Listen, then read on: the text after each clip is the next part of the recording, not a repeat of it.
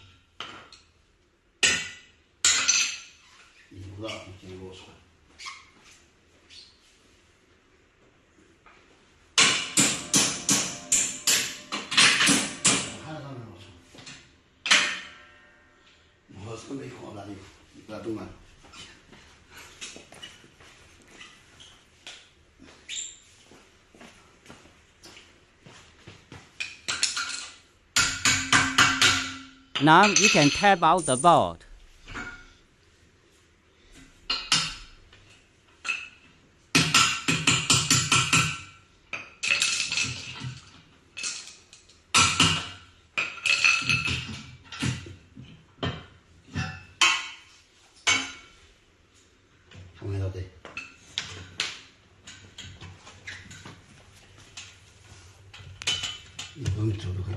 Unplug the cable from control box.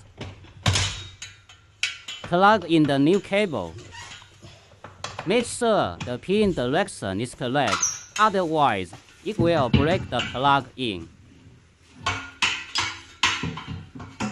Match the hole location, then tap the bolt back in.